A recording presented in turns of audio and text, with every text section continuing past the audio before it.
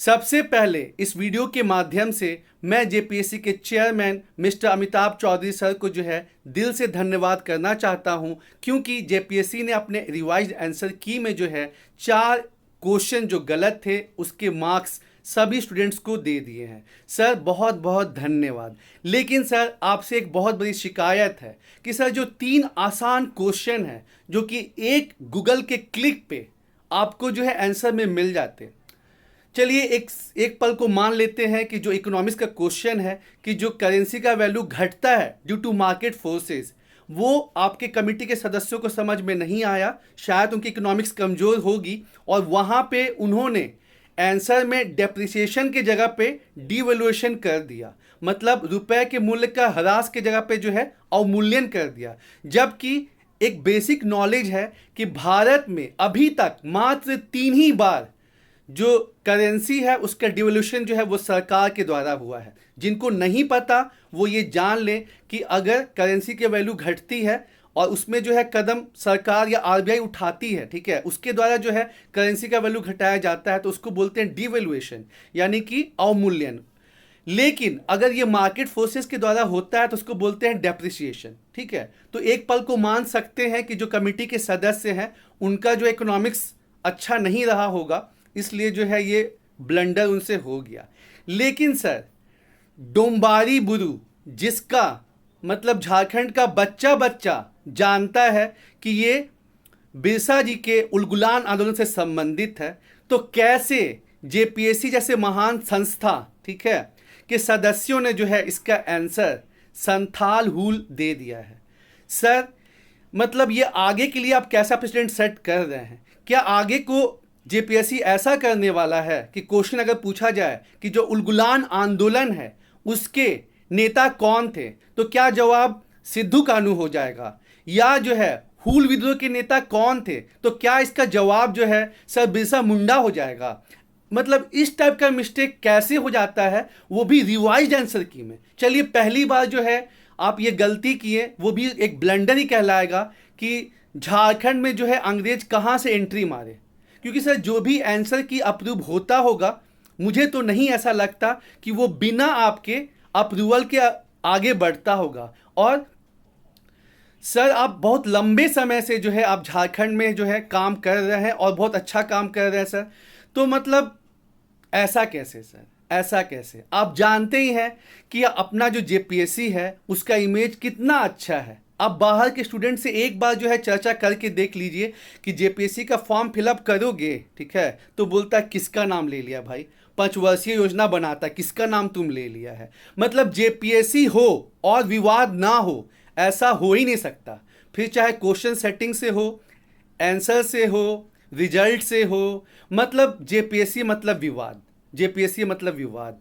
और ये शिकायत बस जेपीएससी से नहीं है, ये शिकायत जो है झारखंड सरकार से भी है, ठीक है, हेमंत सोरेन साहब से भी है कि सर आपने 2019 में वादा किया था कि जो है वैकेंसीज हम लाएंगे, युवाओं को मौका हम देंगे, और इसी बेसिस पे जो है झारखंड के युवाओं ने और झारखंड की जनता ने आपको जिताया था। पर क्या हो रहा है, 2 साल से जो सचिवालय का फॉर्म फिलअप हुआ है वो वैसा का वैसा जो है लटका है, ठीक है।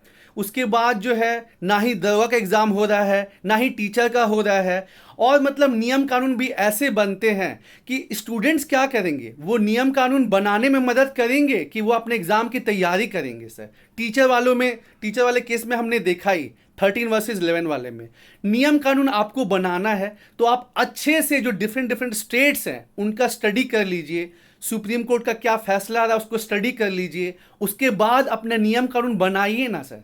आप ऐसा क्यों करते कि नियम कानून में आपके लूपहोल रहता है और भुगतना पड़ता है स्टूडेंट्स को? अब मान के चलते हैं कि कट ऑफ जो है जनरल के लिए 119 या 120 रहता है, ठीक है, 120 मान लेते हैं एक एग्जाम्पल के तौर पे कि जनरल कैंडिडेट्स के लिए इस बार 7 to 10 जेपीएससी में कट ऑफ रहता है 120 क्वेश्चन सही होने चाहिए, ठीक है। अब मान लीजिए जिसका 117 है, 118 है, 119 है, और आपके 3 ब्लंडर क्वेश्चन, ठीक है, 3 ब्लंडर क्वेश्चन के आंसर, क्वेश्चन तो ठीक ही था, आंसर जो है, ठीक है, जिसको आप एक बार गूगल कीजिए कि हाँ प्रोविंशियल ऑटोनोमी कब आया था, ठीक है। 1919 में क्या हुआ था, 1919 में जैसे क्या था, पहले बजट जो बनता था वो केंद्र सरकार जो है वो प्रांतों के लिए भी बनाती थी, लेकिन 1919 से क्या हुआ कि प्रांतों को जो है अलग से बजट बनाने का अधिकार मिला। लेकिन ऐसा नहीं ना हुआ कि बजट बनाने का अधिकार मिला तो साथ ही साथ मतलब स्वायत्ता भी मिल गई, ऑटोनॉमी भी मिल गई, ऐसा तो नहीं हुआ। ये हुआ 1935 में। आप एक बार गूगल करेंगे तो आपको इसका जवाब मिल जाएगा। तो क्या जेपीएससी के जो सदस्य हैं, जिनको हम मानते हैं, जिनके बारे में जानते हैं कि इतने शिक्षित हैं, ठीक है, वो उनके पास इतना भी समय नहीं कि जो क्वेश्चन का वो रिवाइज्ड आंसर दे रहे हैं एक बार उसको गूगल तो कर लें, एक बार देख तो लें।